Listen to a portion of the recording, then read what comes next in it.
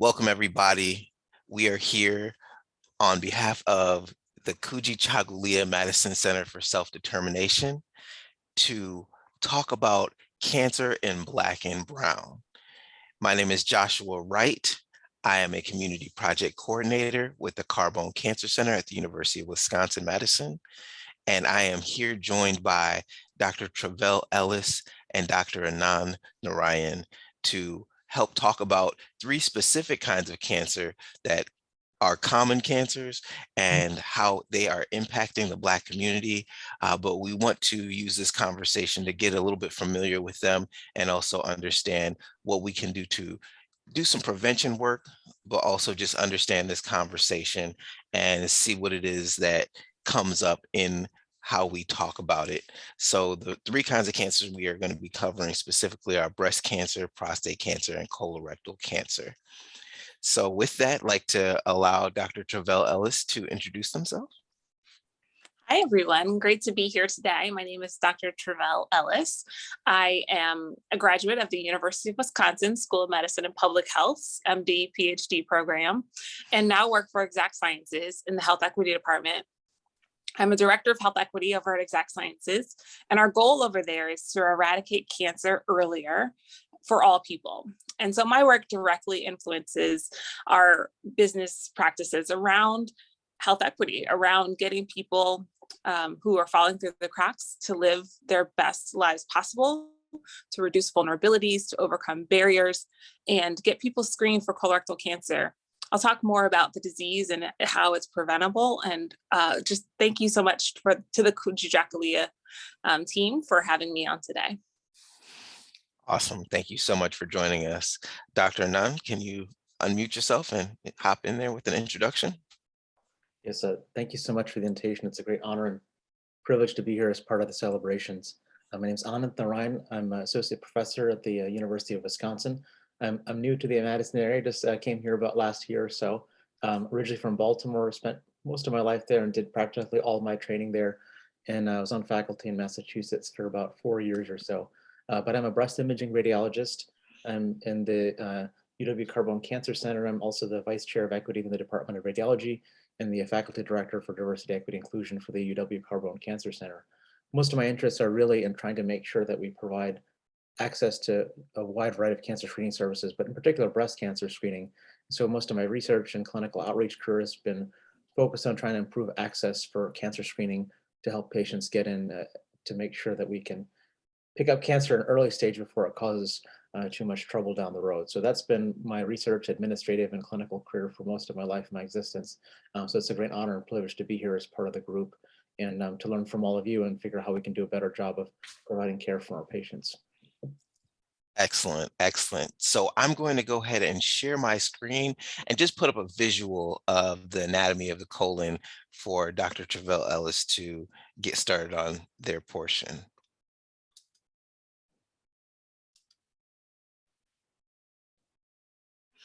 All right, Dr. Ellis.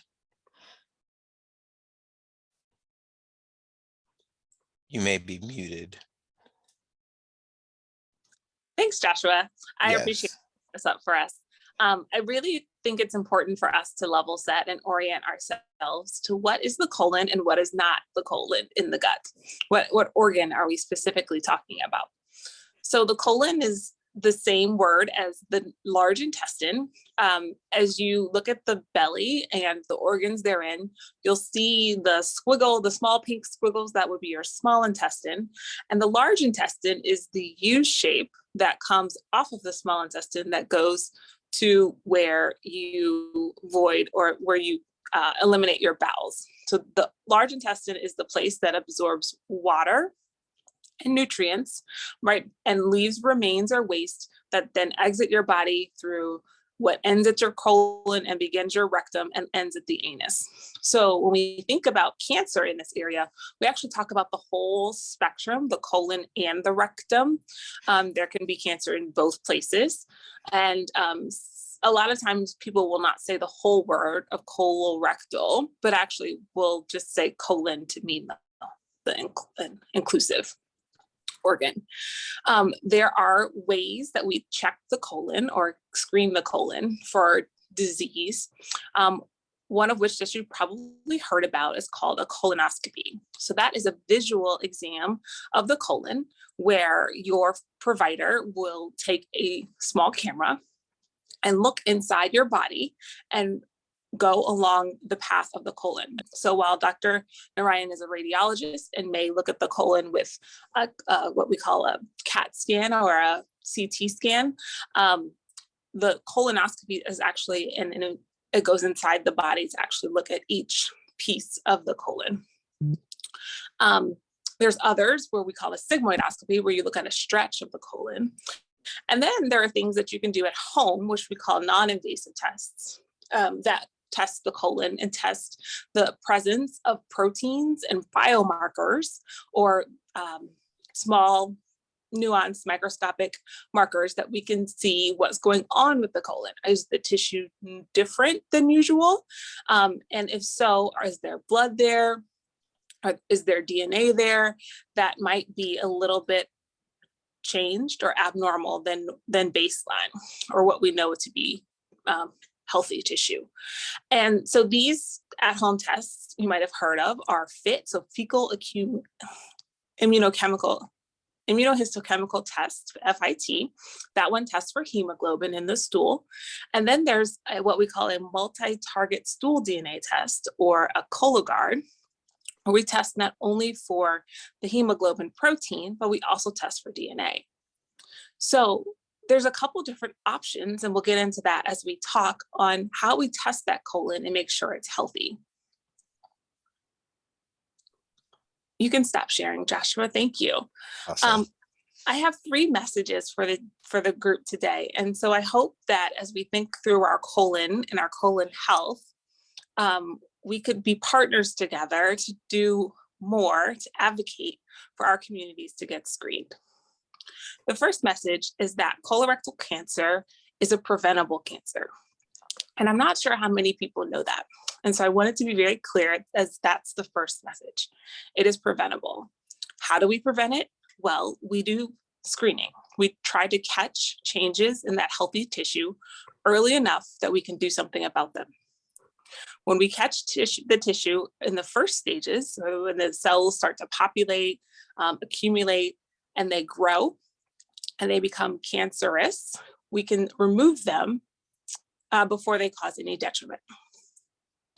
When we do screening, we either look inside or we do the non-invasive where we don't look inside, but we get a sense of, is the tissue still healthy or does the tissue need to be further investigated? If we wait to do that screening, while it might still be preventable, the outcome might not be as good. So when we think about cancer, we think about cancer in stages, or how it's progressing. And so when we treat a cancer and we catch a cancer at stage 1, the idea that in 5 years, your chance of living and being healthy and living the life you want to live is 95%. But if we catch your cancer at stage 4, where it's left the colon and gone into the blood vessels and maybe even to an additional organ, your chance of survivorship or living that life you want to live 5 years later, again at stage 4, is only 15% on average. So we're talking 90% versus 15%. And I think we can all agree we want to be at that 90%, right? If something's wrong with us, we want to catch it early and do something about it. My second message is that there are options for screening. I kind of touched on this with the graphic that Joshua showed us, that colonoscopy may not be your first choice. And depending on your family history or the presence thereof or symptoms that you're having, you might have other options than colonoscopy. Well, Dr. Ellis, what do you mean by family history? Well, 70% of people with colorectal cancer have no family history. So you may not know that you're at risk for this disease. But let me tell you, everybody has a colon, so everybody's at risk for colon cancer. Men, women, African American, Hispanic American, Caucasian American, everyone's at risk for colorectal cancer. But if we don't have a family history, if we don't know that we have a family history, potentially what your voice matters and your options for screening. Your voice always matters, but your options for screening are bigger if we don't have other symptoms. So what are the symptoms, Dr. Ellis? Well, symptoms of colorectal cancer are blood in the stool, and we're talking like dark stools or pencil thin stools or blood that's not normal, abdominal bloating or bloating of your belly, feeling tired, and not just like, oh, I didn't sleep well, but fatigued. Like I got a good night's sleep, but I'm still tired. Perhaps an excessive weight loss, or symptoms that just don't make a lot of sense with normal everyday occurrences. And at that point, you want to engage your healthcare provider to see, something's not right. I heard about this colorectal cancer. I heard Chadwick Boseman passing from colorectal cancer. I want to advocate for myself. What are my options? We find that patients, when they advocate to their doctor, and their doctor engages them in what they call shared decision making, where they have a conversation about their options, patients do a lot better in their treatment plans when they feel like they understand their course of care and they're part of the decision making. And so we want to be advocates for you to make that shared decision. My third point is that we as a community can be advocates for each other for colorectal cancer. We have a lot of barriers in our health as African Americans, and we all know this, right? This idea of health equity is not something new to our communities. But the idea of addressing colorectal cancer, whether it's fear, a mistrust of physicians, miscommunication about what's going on, maybe your doctor didn't even recommend a colonoscopy. Like, we need to start advocating for each other to kind of normalize this idea of Black people do get screened, Black people do care about their health, Black people want to know their information. But moreover, we need to socialize that 45 is the age. The science is telling us, in fact, I'm at a scientific conference, the science is telling us that people younger and younger are being diagnosed with colorectal cancer. And it's telling us that more and more people are being diagnosed with colorectal cancer. And what the American Cancer Society has found is that African Americans, unfortunately, have twice, so they're 20% higher chance of getting colorectal cancer. But the saddest part, and it seems to plague a lot of communities, is that African Americans are dying at a 40% higher chance than their white counterparts. So even if we're getting screened at the same rates, our risk of dying from a preventable disease is significantly higher. So my points are, it's preventable. There are options. We need to get screened. And we need to be a community of urgency to get people screened at 45. If you have a family history, get talking about it. Get your mind around it. This idea of colonoscopy can be scary. It may not be something that you're ready to do the day you turn 45. But if you think about it at 40, it's less daunting, right? I'd rather know than not know. I want to normalize this idea of screening. We do screening all the time. You get your blood pressure checked, you get your cholesterol checked. All of those are screenings. While screening for cancer can be scary, because then what if I have cancer? But again, let's go back to point number one. Colorectal cancer is preventable if caught early. So let's make a plan. Let's be advocates for ourselves and others.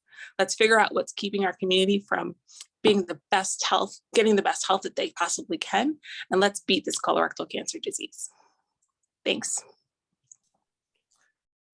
Well, thank you. That was a great overview of colorectal cancer screenings and prevention. And at this time, I'd like to welcome Dr. Narayan to either share his slides, or did you want to start off with that visual anatomy and visual? Yeah, maybe let's start with the visual, and then after that, I can share my slides after that. Will do.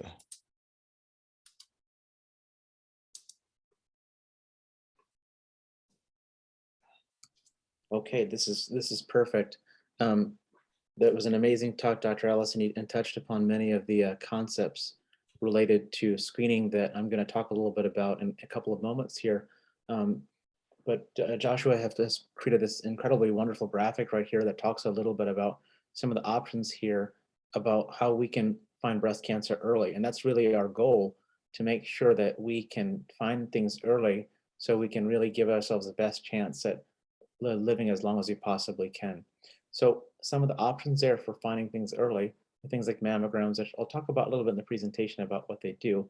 But this is sort of the gold standard method for picking up on breast cancers. And we'll talk a little bit about that shortly in the presentation. But a couple of other things that are very important as well too. The idea of clinical breast exam. These are formal structured breast exams that go through different aspects of breast anatomy to look for different things. And these are typically done by doctors or medical staff as well too, to see if there's anything abnormal there. And then the other option is a self-arrest exam, which is done by individuals. So you oftentimes, the American Cancer Society calls it having a sense for what your breast tissue feels like. And the mammography isn't typically done until women reach typically age 40 or so. But if you think about these other methods, they're really important because there's a lot of breast cancer that occurs before the age of 40 as well too. And oftentimes the only way we can pick up on that is when individuals have a sense for what their breast tissue looks like and have the opportunity to pick up those things early as well too. So I think this is a great prelude in terms of early detection and diagnosis and some of the methods that we have right there. And I can go ahead and transition over to my presentation now. Okay.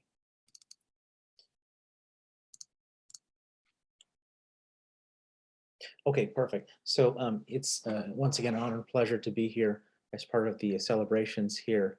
And so first, I want to talk a little bit about breast cancer here as something that is overall, it's a second leading cause of cancer death amongst women. And if you specifically look at Black women, in recent times, it actually has become the leading cause of cancer death, specifically amongst Black women. And you see right here that this, at the end of here, it's just overtaken lung cancer as the leading cause of cancer death amongst Black women. And so what usually happens with this, and I think Dr. Ellis described this part for colon cancer, and I think that there's a lot of similarities here in the sort of the overall way that cancer sort of progresses right here. But you often start off with just normal breast cells and normal ducts. Something happens, people have exposures, they have some sort of, something happens, and all of a sudden some of these cells might start growing.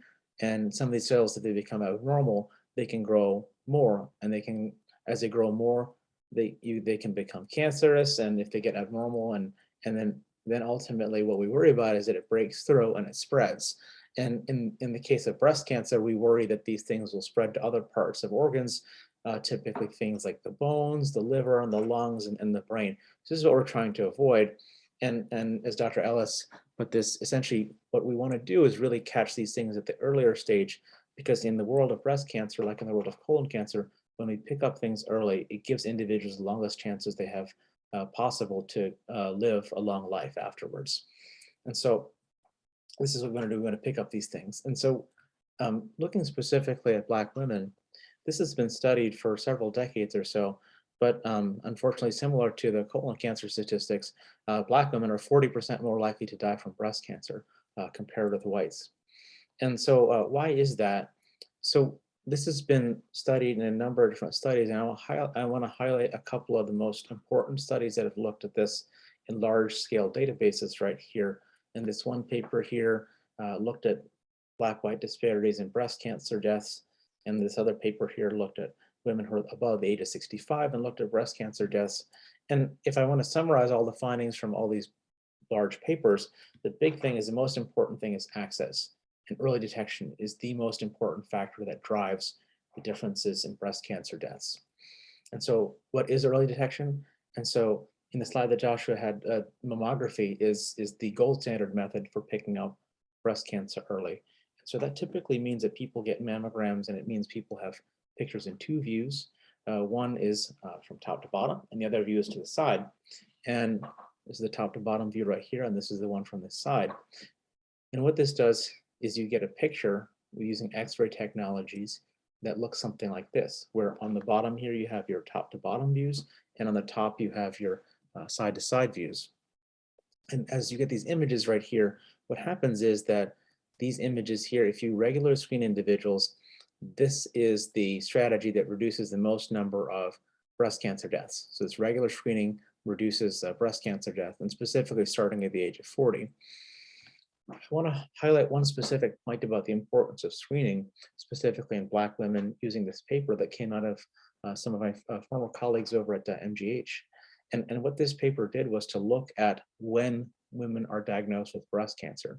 And so it turns out that if you look at the breast cancer when women are diagnosed with breast cancer, specifically in Black, Hispanic, and Asian women, they are more likely to get diagnosed with breast cancer at an earlier age. And that breast cancer diagnosis at an earlier age is often more aggressive and causes more problems and is more likely to spread to other organs. So it highlights the importance of why early detection is so important, specifically at an earlier age. And Dr. Chapman and also two colleagues here at the University of Wisconsin, Dr. Trenton Dietz and Dr. Gagnon, worked on this paper that just came out just a few months ago or so that really highlights the importance of early detection. And so many of you have heard from many of your doctors, there's some controversy about when people might want to start breast cancer screening, but I do want to highlight the importance of this in the context specifically for Black women based upon the results of this study and the concerns about early detection and really making sure we catch stuff early.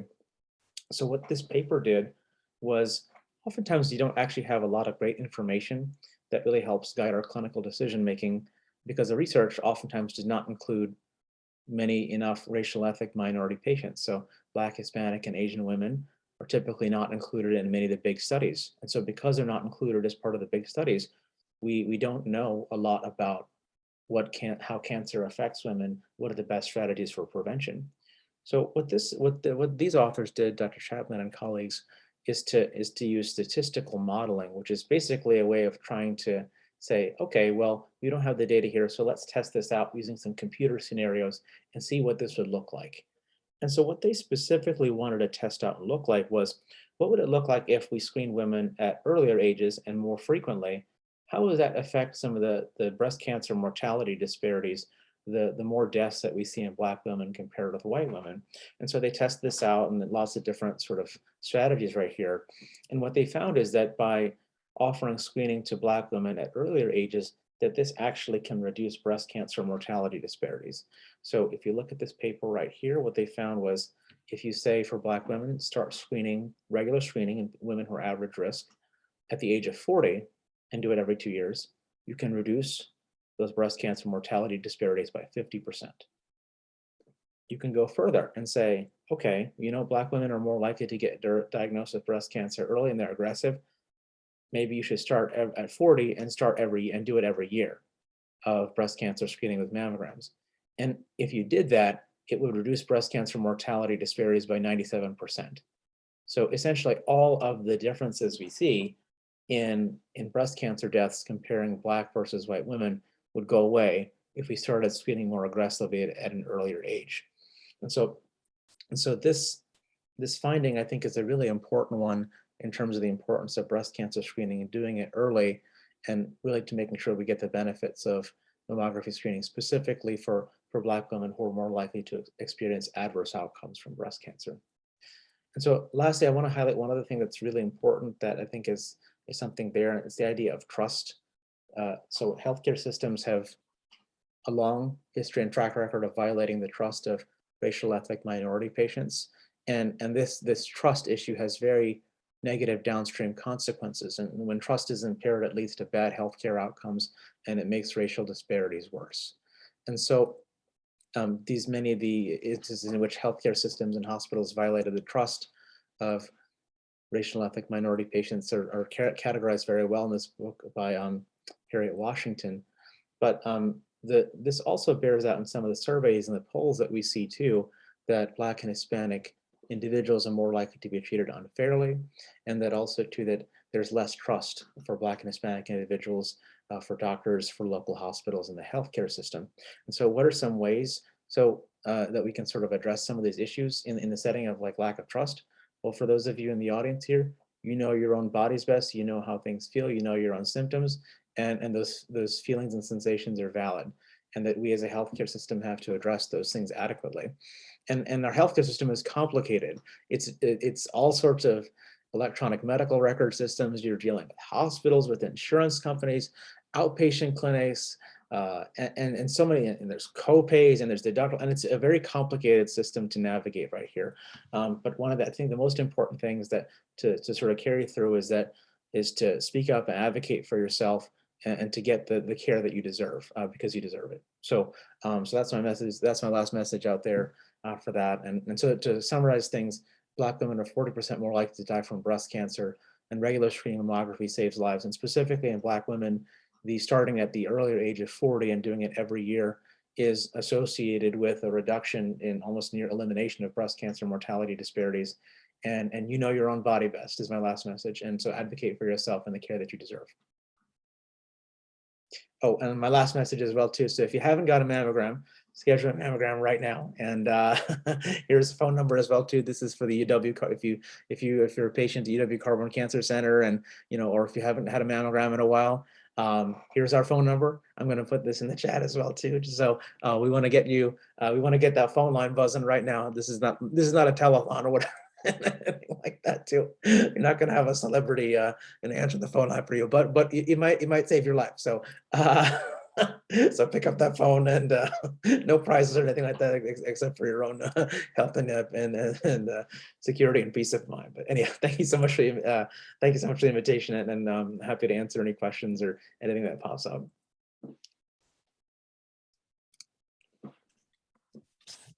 That was a great run through. Thank you so much. And we want to continue to talk through some of these points, but I definitely wanted to do my part in sharing a little bit about prostate cancer, and we will find some themes here. So we'll be able to get into that as well.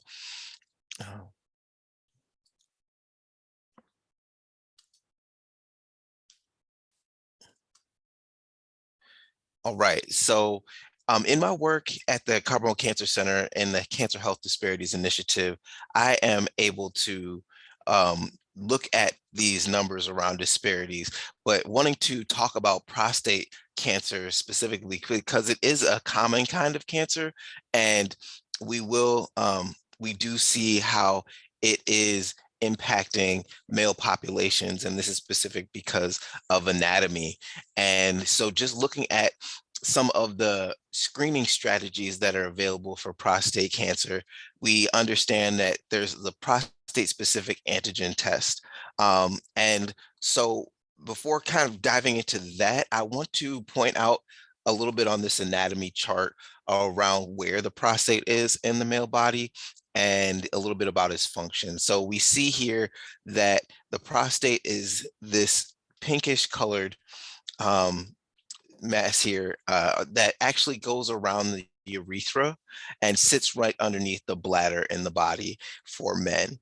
And so its purpose actually has a kind of dual function in terms of being part of the reproductive system, and also has some muscle fibers in there as well. And the way that it ends up being tested or screened for in terms of a prostate specific antigen test is that it is a gland actually, and it produces a protein in the blood which is detectable. And so there is a blood draw test that is ordered and done, and it measures the level of the protein in the bloodstream produced by the prostate. And so this test is really just a measure of that protein level. And again, I'll get into a little bit of what that means as we talk about prostate cancer prevalence and the reason that it's kind of tricky among the types of cancers to address. And also just wanting to highlight that another screening test or exam is called the digital rectal exam. And that is a manual feel of the prostate, which is checking for abnormal tissue. And I want to just go into another anatomy point here on this picture, is because the rectum sits right behind the prostate in men's bodies. And so the digital rectal exam will be a finger in the rectum to feel the backside of the prostate. And just wanting to make sure that people have clarity that for men, there's a difference between getting colorectal or colon cancer screening and screening for prostate, right? And so because of the anatomy itself, the way that doctors are able to feel the prostate and just a portion of the prostate is by being able to use a finger and feel the back of it through the rectum. And so just to make sure that there's clarity for that, and they're looking for nodules or just any kind of abnormalities that they can feel. And usually I've heard doctors talk about using these tests together. So being able to do both the PSA and the DRE as far as a regular screening protocol. And, what this will do is just give a good understanding of whether or not a biopsy would be needed to um, detect cancer in the prostate. And the trickiness kind of comes in first and foremost with understanding that the PSA is only measuring the level of protein in the blood from the prostate. And the DRE is that manual feel, but neither of these tests are actually definitive in terms of understanding if one has prostate cancer or not. And so, just as the last point here on the slide states, men's prostate grows with age, and each man has a situation that they're going to go through with their prostate over the course of their lifetime. But for Black men, we are understanding that there is a higher incidence rate and a higher mortality rate, similar to these other kinds of cancers that have been talked about. And we want to do what we can to have early detection, to avoid the harsh types of treatments that come with it. But in the same way, we want to just get a sense of understanding that with the commonality of prostate cancer in the male population in general, and within the Black male population, this is something that really needs to be understood in terms of the disparities that happen between the populations, but knowing that the prostate is a tricky organ to get to, and has a unique placement in the body. And so in terms of part of what has happened with prostate cancer screening over the years is that the United States Preventive Services Task Force that helps set national screening guidelines at one point was saying, hey, we need to actually pull back on the PSA testing, because there is a threshold that is reached where people are being overdiagnosed or overtreated for prostate cancers that are not going to be harmful or do not necessarily need aggressive treatment. And so this became a bit of a sticky point, because what also came out and understood in this conversation about disparities is that Black men are being diagnosed at higher incidence rates compared to the large white population in the United States. And so much so that for the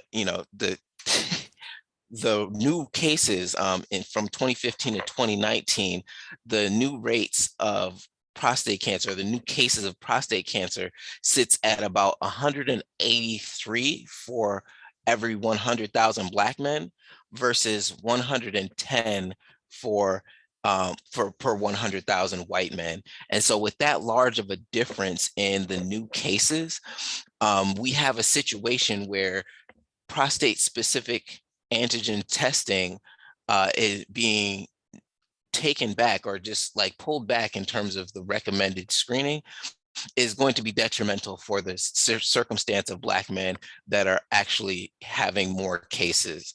And also this contributes to the higher death rate. So for Black men, the death rate in that same time period of 2015 to 2019 sits at about 38 per 100,000 men, and versus the 17.8 or close to 18 for the white male population. And so what we see here in this circumstance with prostate specific or prostate cancer is that it very much reflects these other dynamics, these other circumstances that were just spoken about in terms of breast cancer and colorectal cancer for Black men. And so with that, just wanting to really recommend that Black men know your family history, because this is one of the key pieces that increases the risk factors for developing prostate cancer, but also, consider having that screening, that PSA done sooner at a younger age, because this is likened to the other types of screening outcomes to be able to catch things at earlier stages and be able to make sure that we're closing those disparities of outcomes. And just wanting to really just put out there that it is a tricky situation with the prostate because, as I was mentioning, the prostate does get larger as men grow old, but um, there's a situation that I've heard is that, men may die with prostate cancer, but they shouldn't be dying from prostate cancer. So again, they may die with prostate cancer, but not dying from prostate cancer. And so when we see that there's a high rate of death for Black men of dying from this condition, we need to do what we can to say, hey, because it doesn't have to be that way, and we can definitely be aware of our bodies in a way that's going to help decrease these disparities. Joshua, I'd love to bring up a point here. Sure. Just as you were saying that, right? So I think we talked about 3 cancers, all of which people may not have symptoms, right? I think especially in the Black community, we wait, it's not broke, it's not bothering me, or I can tolerate it, or I don't need to go see about it because I'm healthy, I'm working, my family's good, I'm good, I eat what I want, no problems doing what I need to do, whether it's for life, for sexual things, etc. Right? Like things are good, especially in our Black men. But what I think we're trying to emphasize is that in absence of symptoms, right? As you get older, your body changes and those cells don't renew as well as they should.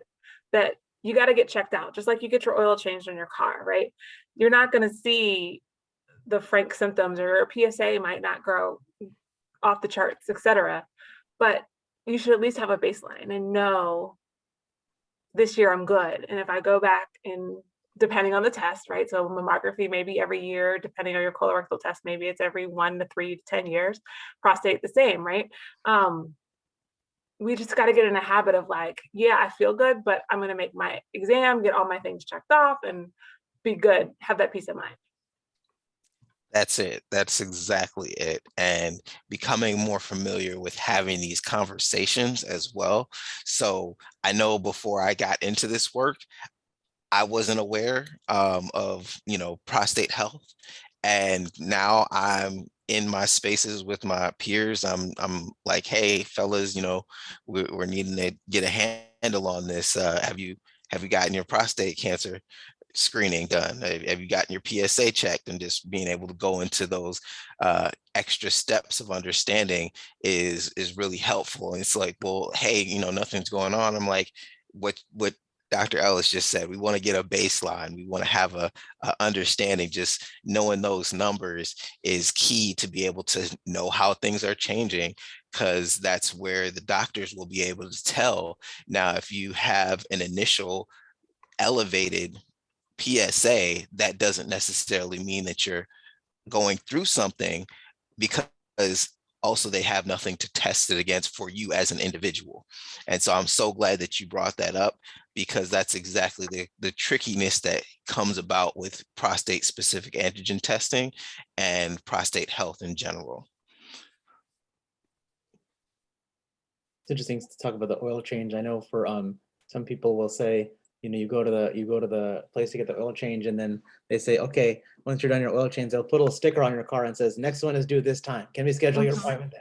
Same thing, mammogram, colon cancer screening, prostate cancer screening.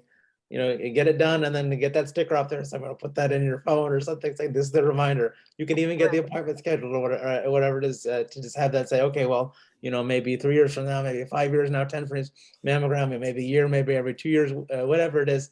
Let's just get that appointment on the books. Okay, all right, it's in my calendar now. I'll I have that as a reminder, just as like that little sticker on your car. Yeah. So true. And then, let's keep going down that line, right? So you go get your oil change, and then people get annoyed when they try to upsell you on other things. And I think we should probably clear up, right? When you're at your doctor's office, they're not necessarily trying to upsell you as much as it's, I got your attention, right? Like, let's address our agenda.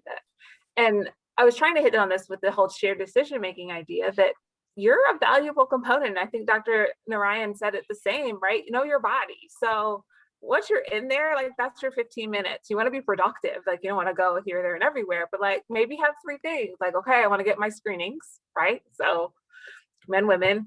I want to talk about maybe you have headaches or weight gain or whatever, or maybe you want to talk about your mental health, or like just have three things, and then that way you and your doctors are partners, or you and your provider are partners, and it's just a much better experience, because then when you leave you're like, oh, they heard me, or they did something about it, or if they can only address one, then at least okay, I'm gonna come back and address the 2 and 3. And to Dr. Narayan's point, if you didn't feel heard, guess what? Trying to find somebody new, right? Like we don't want these hiccups, because everybody's busy, right? We get that. And you only have like that time to go to the doctor. We get that. So let's be efficient all the way around, for the doctor, for yourself, for the people that you have to lean on to get you to the appointment or take off work for, et cetera. I think we're all in this together. We just sometimes don't think of it that way. Right, right. Yeah. I really appreciate you bringing that up as well, because I know that going into the doctor's office, if I don't have something like written down, or if I didn't have my list prepared, I always remember something as soon as I step foot out of the office. And it's like, darn, I wish I would have remembered. And these are the things, like just knowing your body as well. Like, what has been something that's lingering? The smallest of things, maybe if you have a wound that won't heal up right or anything like that, like, all of those things are worth being able to talk to your doctor about. And also, it's helpful for, as the as complex as the health systems are, there are kind of things that will help. So the electronic health records, those can, they're following you now that we've moved away from kind of the paper-based system. Nobody has to necessarily fax. It can be more of a just press of a button to Right. get these information sets transferred to wherever you need them. But as you're talking in this conversation, it'll be a reminder. So last year you talked about X, Y, and Z. Is that still an issue for you? The doctors are able to do that if you're just forthcoming with that information about things that you are thinking about. My pinky finger just it feels a little awkward. I mean, just whatever those things are, and being able to take that next step as well, because I know in just doing the physical activities and things like that, I can make a connection. Oh, I stepped wrong on my last run, and so my ankle is feeling a little sore. Instead of like having a pain, but you don't know the cause of what happened. You're just like, oh, all of a sudden I woke up and this was happening. And so you'll have that more awareness if you're taking the time and being able to have this conversation with your doctor, and that point around saying, get somebody that you can talk to or that you like. So important. This is what we're paying for when we go to the doctors and stuff like that. So if you don't feel like you're getting your money's worth, then maybe do a self-evaluation around what it is that could change about the interaction that'll help you feel like you're getting your And full let's talk dollars about worth. the cost, right? So I don't know that everybody knows that preventive medicines are covered, or preventive services are covered by insurance, right? That was part of the Affordable Care Act, was that these screenings, now it depends on choice, right? It depends on which screenings. Some are more expensive than others, but at a baseline, right? Prevention is covered by Medicaid, insurance, and Medicare. The question is, when you don't have insurance, kind of what do you do? And not that we're giving medical advice, but there are partners in Madison that do serve people without insurance. Free clinics, clinics from the medical school, um, even Access Community Health has it as an arm for people who don't have insurance. And so I want to just message that we don't want that to be the barrier, right? Like, there are navigators, there are community health workers, there's other folks around town that really want to make sure that insurance and cost are not the barrier. Even at Exact Sciences, if you have Medicaid, you can get access to our test. If you don't have Medicaid, we have a patient assistance program, right? So there's lots of companies, there's lots of hospitals. The point is, with preventive medicine, we want to make sure people stay healthy, because it's more expensive to get sick later than treated up front. And so please, if cost is an issue, let's just find ways to get people the help they need. Such a great point. And in the world of colon cancer screening, you have so many different options as well too. That's something that can also weigh into things, because there are options that are all within the umbrella of recommended colon cancer screening. In breast, we're also lucky that we have a couple different programs available to us to help with people with financial assistance, specifically in the state of Wisconsin. So the chat, Ms. Winston brought up the point about patients not having insurance. So we're lucky that we have two programs that we have access to here in the state of Wisconsin that can help people with financial assistance for aspects about things down the road. So for example, if something is found on your mammogram, if they need to take a sample of tissue there, if they have to even have surgery or something, there are programs that exist with not just paying for the services for people who don't have health insurance, but even if your health insurance, maybe you've got a health insurance plan that doesn't cover a lot of your costs and leaves you with a lot of bills. The programs exist there to help fill some of those gaps there. So we're lucky we have these two programs, the Wisconsin Well Woman program and the Komen Foundation program, to help some of these, to cover some of these costs. And we have individuals within our breast center who can help navigate you through those if you happen to need some of those services, or if the cost is a concern, can help figure out if you're eligible for those programs and get you set up. But like Dr. Ellis mentioned, the goal is that we want to make sure, and there are other programs as well too that I'm not referencing in the world of cancer screening. So I think we all have to share the goal of, like, when we have patients come to our door, let's really work to make sure that we can remove as many obstacles as we possibly can for people to get timely preventive care. Thank you for that. Those are all great resources, and we definitely want to lift those things up. I wanted to check in as well about the concept of these difference in the national recommended screening guidelines, like the ages specifically that we're seeing and understanding are not addressing Black populations. And so I wanted to just take a second to just touch on that. Like, what do we need to prepare ourselves with information wise when we go into the doctor and we need to make a case for saying we want this type of screening?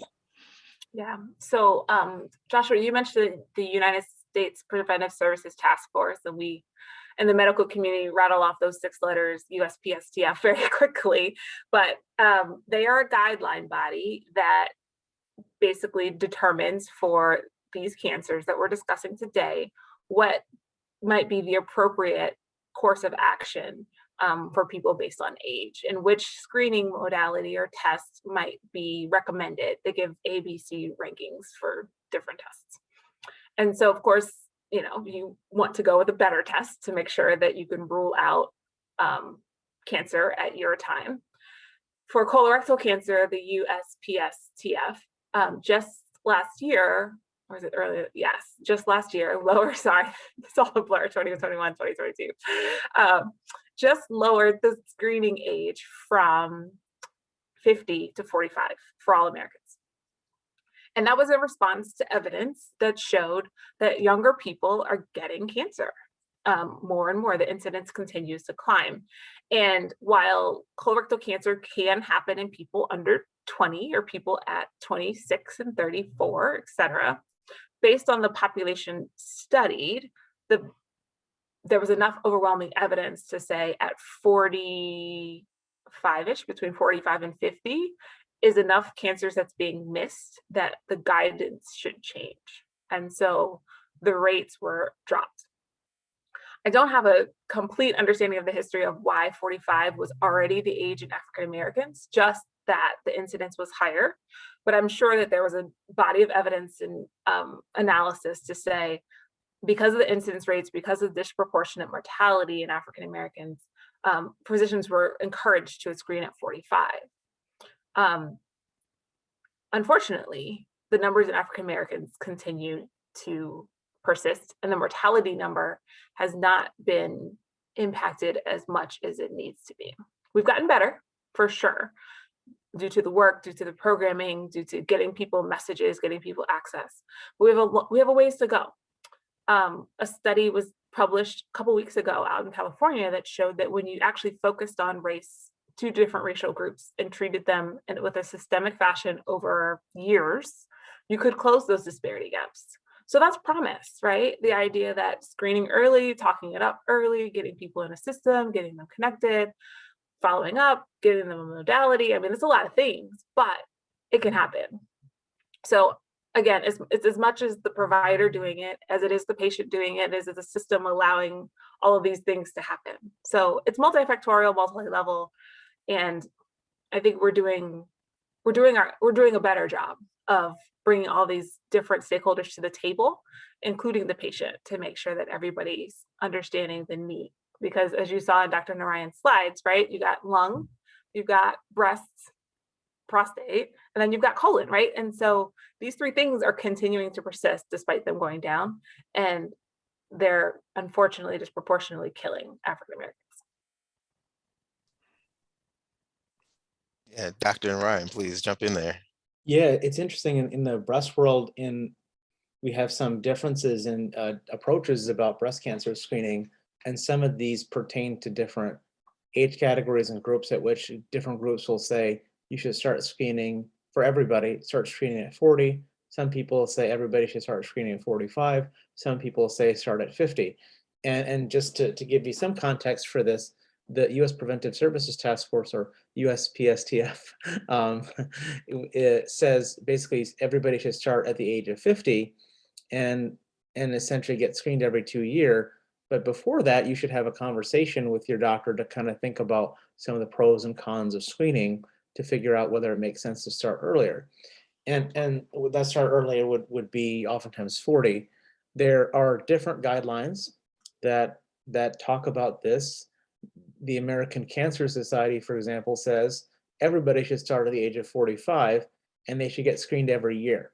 The U.S. Preventive Services Task Force says every 2 years, but the American Cancer Society says start at 45 and get screened every year. And then about 10 years into it, then potentially you can transition to screening every 2 years potentially, or stay every year. And then before 45, have that conversation about the pros and cons about screening. Other groups like the American College of Radiology and the American Society of Breast Surgeons say start screening every year at the age of 40 and get screened every single year with breast cancer screening. And so a lot of this relates to some of the different pros and cons and some of the trade-offs there. I want to note that as far as the evidence is concerned about this, that most of the studies that have looked at this have included essentially no Black, Hispanic, or Asian patients. So because they haven't included those patients, a lot of the guidelines are based upon data that aren't necessarily applicable. And we've seen evidence from recent studies that show that breast cancer occurs at an earlier age in Black, Hispanic, and Asian women.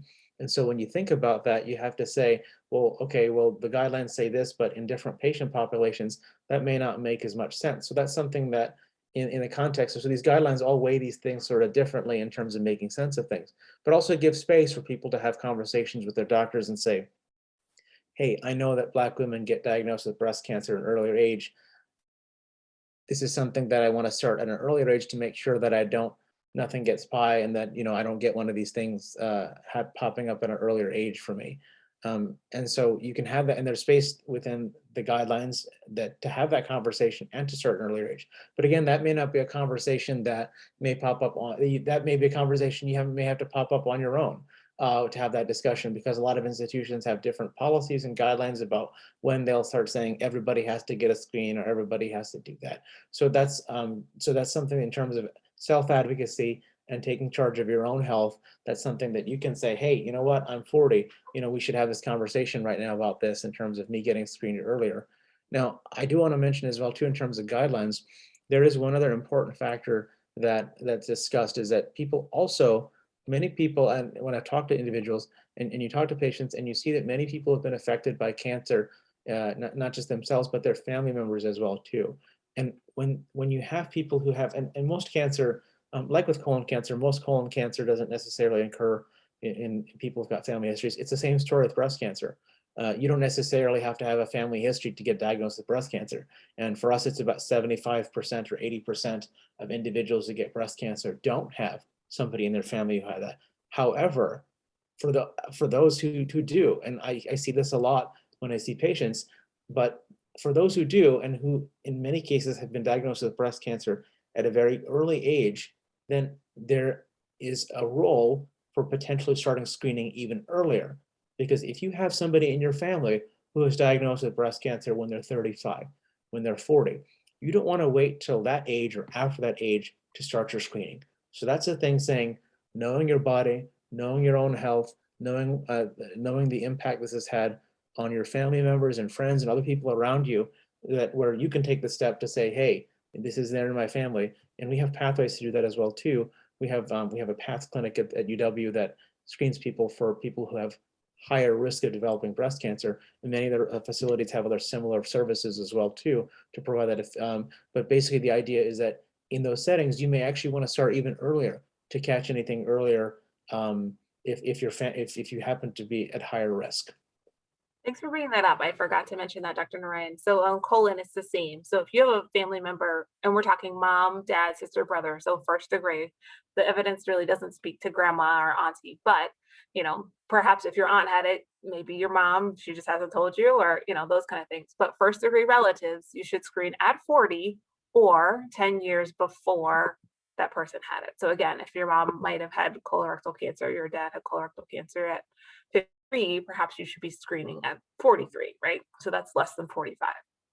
I think the challenge with all of the advice is if you are insured, pushing through to say, this is going to be a challenge, right? But I want to advocate for myself, and this is important to me and my family.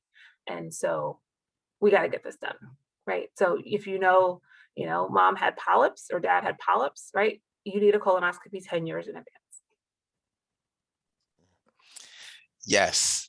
And so also for prostate cancer, these things very much apply. And part of what I can give an additional point of information around is what community organizations or health organizations are lifting up this issue. And so with prostate cancer, back when that USPSTF recommendation changed, it was the 100 Black men as a national organization that said, hey, wait a minute, we are being found to have this condition at a higher rate. And so we need to do something in order to be able to address this. And what ended up happening was there was a research project to just create an intervention education model for Black men that speaks about these pros and cons and gives them an opportunity to understand what the trickiness is when going into having these conversations. And again, knowing your personal and individual circumstance is really the best case in terms of having this conversation, knowing if you have a first degree relative that had this kind of cancer and being able to speak with the doctor to say, hey, I would like to start getting screened at this younger age. And again, with the prostate, there is that circumstance that really just caused the evidence to pull back by having people overdiagnosed and over treated. And so because that is part of the equation that doctors have in their understanding of yes or no, we should or should not move forward, you have to be an advocate for yourself to be able to meet them with this information to say, well, hey, as a Black man, I know that my father had prostate cancer and I would like to start getting screened sooner for this. And one of the treatments for prostate cancer is called active surveillance.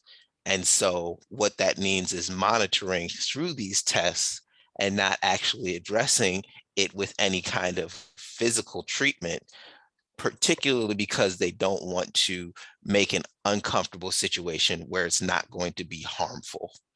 And so all of these things really are pointing to how are we comfortable having this conversation, and what is it that we're willing to do to prepare ourselves with the information that will give a fuller picture to what the recommendations and screening guidelines are saying.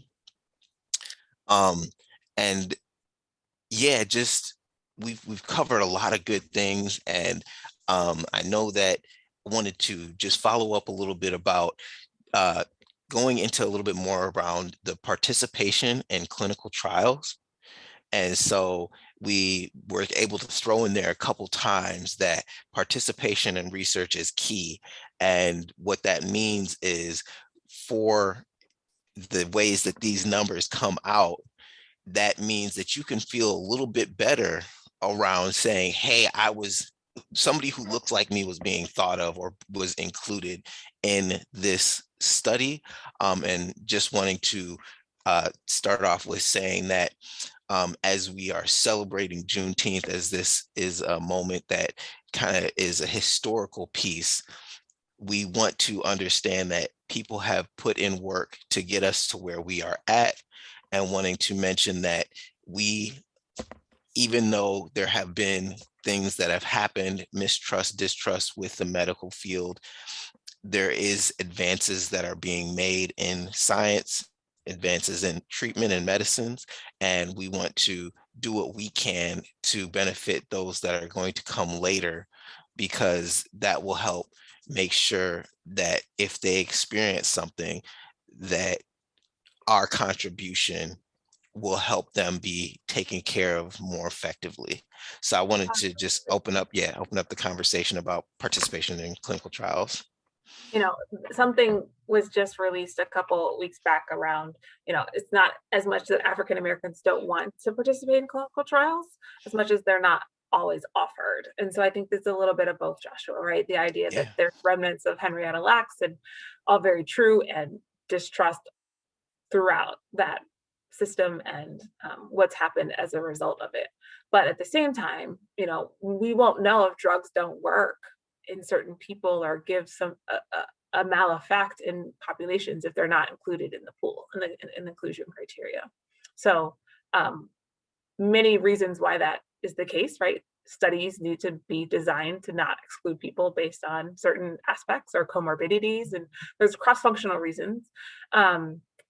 There are a lot of efforts, including all of us, to get more people understanding about precision medicine, about clinical trials, about what companies do when they populate their trials, because a lot of the trials are done in Europe, but as we do more in the US and look at HBCUs and kind of decentralized trials, all of those are part of the future of how we get more representative samples. As a company, we are really focusing on this.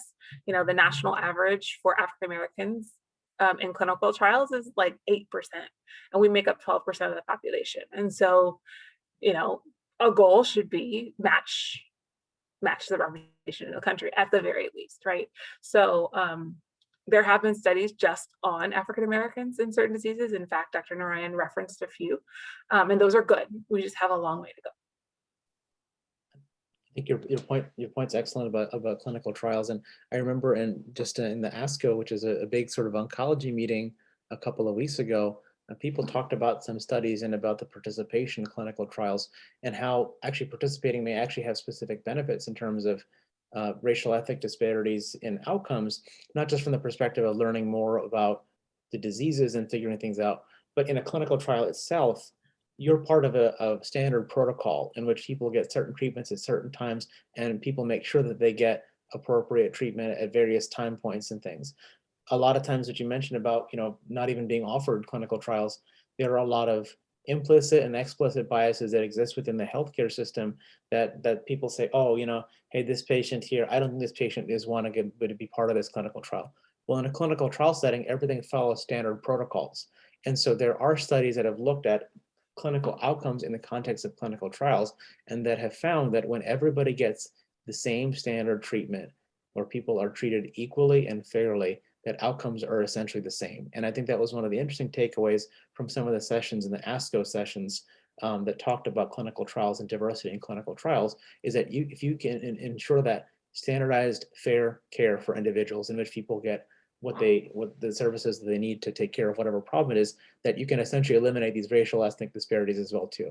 So I think that's another benefit potentially of participating in clinical trials in which you can get that access to that standard treatment and the appropriate follow-up and care to take care of whatever it is you're taking care of. And in some ways, right, the clinical trials is where you get the advancements, right? And the literature will show that African Americans aren't often, offered the innovative treatments. And sometimes there's risks in going with trials because that's the point, right? To demonstrate research and development of new products and new methods. Um, but for advanced cancer, sometimes there is not much of an alternative. So I know that with my own family, dealing with a family member who had cancer, it was a long discussion on, do we take the risk of joining a clinical trial? Because there's pros and cons, and it doesn't necessarily work for everyone. But having that option was foundational to me, to even say that we could actually participate not only for that family member, but for the future. That's so important for some of the diseases that we're learning so much more about. You think about disease like pancreatic cancer, for example, that has such a devastating toll on patients. We're lucky in a world that we have really good access to prevention tools, like in colon cancer and breast cancer. We've got a lot of great tools that are available and a lot of options we use to catch people early. But things like pancreatic cancer and there's some other cancers out there too that are much more aggressive, and we're learning a lot more about them. And so some of the opportunities to participate in innovative things so that can really push the edge that, hopefully we'll one day be able to really conquer some of these horrific diseases is an opportunity that all deserve. Yeah, I totally agree. Yes, I would like to complement this conversation with another historical point around changes that have been put into policy for medical care that really make sure that the highest standards are being stuck to, being adhered to in terms of treatment in these places. And so before, when we hear about the histories of Henrietta Lacks and the like, those were times before policies were put into place to make sure that people were not going to do certain kinds of things. And just wanted to lift that up here because exactly as we're talking about, clinical trials are trying to push the science forward, or trying to push medicine forward. We want people to participate, and we want to have that reassurance that they are going to be protected, and that still within that, there's the conversation of consent, of signing up, of eligibility with getting on a trial. And there is a level of understanding about the pros and cons of it. However, if you're choosing to, that the best standard of care is going to be put against or compared to a potentially even better Correct. something, There's a right? baseline, exactly. They're not Right. going to And get so better care. the Absolutely. the best of what's out there right now is standard, and then they're comparing it to something that could be even potentially better. And so just with walking through that concept, I know I had a kind of hard time um, working through and learning about it when I came into this work, but I was really surprised, and like to try to bring that up every once in a while, that we're not in the days of yesteryear, and it's a tough situation because people have real hurt and harm, and the stories are scary, but we are trying to move forward, and we want to embrace each other as we're trying to figure these things out. And so the things that you're saying, both are just they're exciting to me to a certain extent, and just wanted to support that conversation with those points. So we've gone around a good amount of stuff, and I know that we talked about, just briefly in that last section, there's other kinds of cancers that we're still needing to develop better screening techniques for, and talking about pancreatic cancer, that's one of those. Just it's hard to look at the outcomes for those, because it's so stark, but we do need to have an awareness of these other kinds of cancers, even though they may be more rare, while we're having this conversation. And so is there anything that we want to put out there about the lesser common kinds of cancers?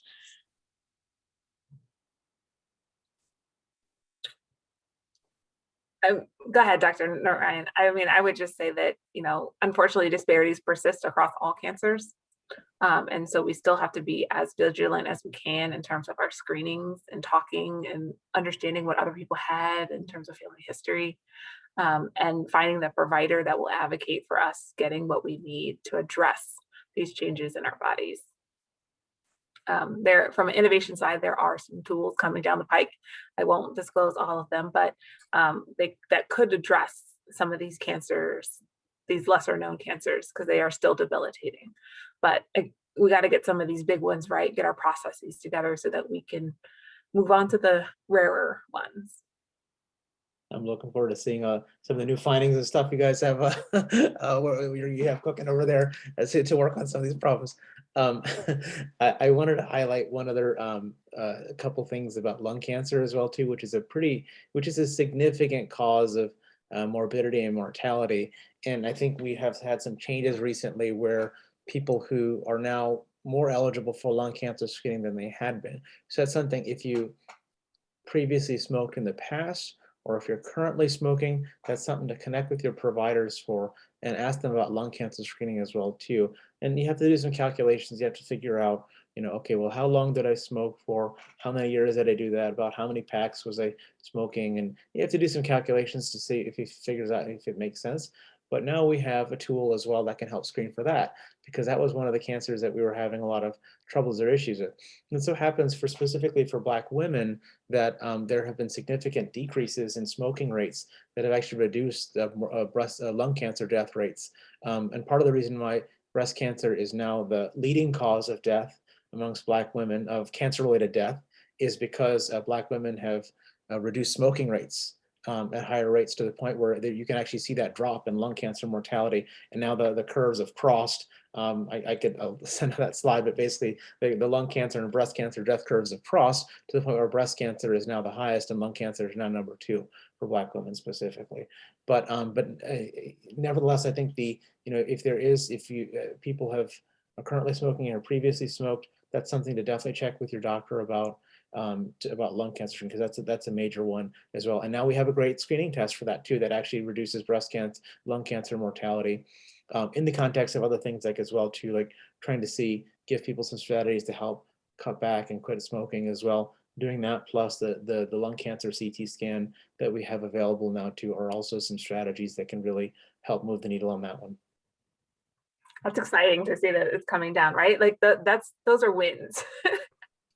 Yeah, no, Yeah. I didn't mean to mention that some of the cancers that will have we're not quite there yet, but hopefully, clinical trials, other stuff like that, some of the cool innovations that you're all working on as well too, like hopefully that stuff can keep pushing things forward. So Yeah, let's keep with that positivity, and just as we're getting closer to wrapping things up, wanting to talk about just really what are these basics to healthy lifestyle that are going to help with the risk reduction. So started with the smoking, cutting down smoking. Like, I know that we've made huge progress nationally around campaigning against tobacco use. I just growing up, it's a day and night difference between the level of advertising, the types of things that have happened. But just wanting to, just give those reminders of the basics. What are we supposed to be doing to help reduce our risk for cancer? Yeah, so if you're smoking, stop, right? We just got the ban on menthols. We, try to eat as balanced of a meal as you can, alcohol in small quantities, at least on our side, limit the amount of processed meats if possible. Be well, right? Sleep, get good sleep. Try to balance your mental health. Good water intake, all of the basics that you've known for years. I think exercise, movement, it doesn't have to be exercise, but movement is key. And that if that's walking outside at 6 p.m. when it's not hot anymore and you're just clearing your mind, that's a win, right? Multiple times a week is even better. Connect with others, right? The pandemic has shown us that we've been disconnected and suicide rates are up. Connect with others, build your social networks back up, hug your family members more, do the things that make you happy, is what I would say. I have very little to add to that. I think that was a perfect description of risk factors, encompassing very well, not just colon cancer risk factor, breast cancer, and a lot of other cancer risk factors as well too.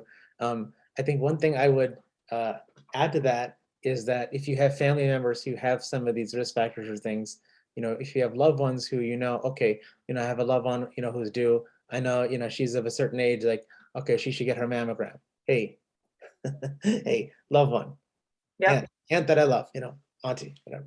Right. Okay. Wear them out. Yeah, get them. Hey, what's going on? You can get if you're young. Hey, mom and dad. Hey, just making sure you're on top of that stuff. I learned about this from some session. So now I'm gonna go think about the people that I love and that I care for, and I'm gonna bug them and make sure they get what they need to do to live a long and healthy life. That reminds me, thank you for bringing that up, because if they respond back with, oh, I feel fine, it's not about feeling fine. It's about getting the screening, because screenings are doing something before there's any symptoms. And Screens, that's when you they really do.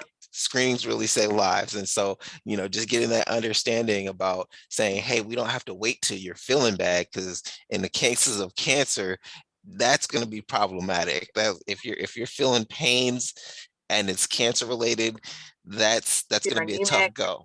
Yeah. etc. Yes. Oh, okay. You said anemic? Yeah, like if you have enough blood loss or you're bleeding. Oh, Yeah, okay. So there was a question earlier in the chat about that. that's why I wanted to address it. We don't have to go into it, but just Sure. the point of weight loss and anemia, like something else is going on. Mm, mm, okay. So yeah, we're just really trying to hone in on that in terms of saying, hey, the basics work in terms of, that food pyramid and having a balanced diet and everything like that, making, there's these campaigns around making half your plate greens or vegetables. Those things are true to form, and they really help with the lifestyle changes and everything like that. Also, I was thinking when you were talking about, movement, I was like, yeah, so doing the bathrooms, cleaning, doing those chores, getting out there in the yard and stuff like that, that's movement that counts. Wait, that counts. That counts. Yeah. Because if you look at what you used to do versus what you now do, you can see I haven't been moving. I haven't been doing the things I enjoy. Yeah. Yeah. So, are there any hobbies that you all have picked up, that keep you moving? So I'm terrible. I'm a mom of four, and so my movement is very much chasing people and running people and making sure everybody's got their things together. I did, however, invest in myself, and I have a new Apple Watch coming, so I can be a better advocate for myself in tracking my metrics to be more cognizant of my personal goals, fitness goals. But you say that when you said your mom, I was like, probably the most most running I do on a daily basis is when my kids want me to run around the hallways with them, and literally just after dinner time, just literally just sprint around the hallways for a good 15-20 minutes, like pretty consistently, without fail. Is there? I try to go to the gym as much as I can, and do some exercises like for strength and that as often as I can. It does for me. It does, gets a chance to unwind a little bit, put the music on, and do that for a little bit of time. Try to do that as much as I can. I used to play some more sports and stuff like that too once upon a time, but some of the indoor things I've kind of curtailed a little bit after the pandemic, but I'll get there eventually. And once the kids start sleeping more consistently at night, I will be more likely to get there on that. So Sleep hygiene is important. I would definitely say I've focused on that as Yes, this is wonderful. People have busy lives, get it in however they can. I know that I was fortunate enough to be introduced to running few years back, and just was able to connect with a great community in the Black Men Run organization. And so it serves kind of as a dual purpose. So we're talking about, they do meet weekly, once a week. So just that social energy, being able to be connected in that way, and doing it in a way where it involves the movement. So walking or running in that space has really been a joy to participate in. And I look forward to continuing to do that. And I also want to uh, highlight some of the race events that end up happening. So that was how they ended up drawing me in. We participated in a 5K, and it was my first 5K back in 2017. It was the Shamrock Shuffle for a fundraiser for the local Boys and Girls Club of Dane County. And I was able to sign up my younger brother with me. And so there was that level of accountability. And what ended up happening was things went fine. We're all good. He was pushing me. Um, and we were able to get across the finish line, and I was like, oh man, I was able to do it. But afterwards, when the body started cooling off, I was like, oh, my foot starts to hurt. And then my foot started to warm up, and then my foot was on fire. And I was like, oh my gosh, what has happened? And I ended up realizing I did the couch to 5K in the wrong way. I got up off my couch and I ran a 5K, and I don't recommend that, but definitely it was a thing to be able to see the energy around these types of events, the level of volunteers that come out, people with signs, all those types of amenities in terms of like, with the race packet as well, you get a nice t-shirt sometimes, and maybe a race medal here and there and stuff like that. But it's just an amazing energy and community to be tied into, that really makes those goal setting a little bit easier. So I try to make sure that I sign up for at least one 5K a year. And those things really go a long way. And so also shout out to the Madison Gospel 5K. It was going to be July 16th this year at Penn Park. And so those that are familiar with the Penn Park area, because of Juneteenth, that will be this Saturday, June 18th, that celebration. It will be 1 month later, July 16th, on a Saturday, that Madison Gospel 5K will have their 5K. And, I would highly recommend that space to come out and participate, and, with families, and get moving out there, because that's what we're talking about. We're talking about getting things moving, and having a good diet to support that, but also being able to get some good rest in between. And so, just as we're wrapping up here, I'll give one more chance to say any parting words of wisdom. Start with Dr. Travell Ellis. This was a wonderful conversation. I much appreciated meeting Dr. Narayan and engaging with you again, Joshua. Really excited for this weekend and everything that's coming with Juneteenth. And just, every time you think about what happened in 1865 and then forward, there's a legacy and resilience among African Americans, and we can't stop. We got to keep going.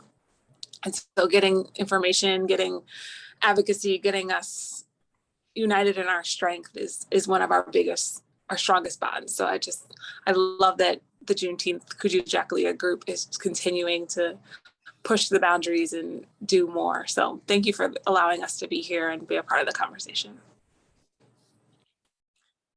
Dr. Narayan, parting words. So it's been a pleasure being part of this event. I'm really honored. It's great meeting you as well, too, Dr. Ellis, as well. I look forward to doing what I can to support your efforts to expand access to colorectal cancer screening, and looking for ways we can sort of join forces on some of these as well. So and Joshua, of course, I appreciate whenever I see good work happening in the community, getting the word out about cancer screening, and getting people in to improve people's health. I feel like I've always seen you there. I haven't been here very long, but I feel like you're always there. And so I appreciate that work to really improve the health of the community as well. I think people, just my last message is really, people know their own bodies, they know that. And I think being the advocate, which I think so many people have done over time with healthcare systems, is to take charge of their own health, and to be the advocate for their own health and their own body and their own determination as well, is my last parting words, to continue to keep doing that, because I think that's the best way. Because there's lot of uncertainty about research and findings and, oh, when should you start screening and doing this and do that? But people taking ownership of their own health is probably the most important thing, not just for breast cancer, but everything else as well too in the world of healthcare. Well, there you have it, folks. We have concluded a session of Cancer in Black and Brown, part of the Black Wellness Virtual Health Programs associated with this year's Juneteenth celebration hosted by Kuji Chagulia Madison Center for Self-Determination. Thank you so much for tuning in and joining us, and we hope to see you out there celebrating. But until the next time we are able to speak about health, let's do it together. Let's keep it at the forefront of our minds. Thank you so much, everybody. Take care.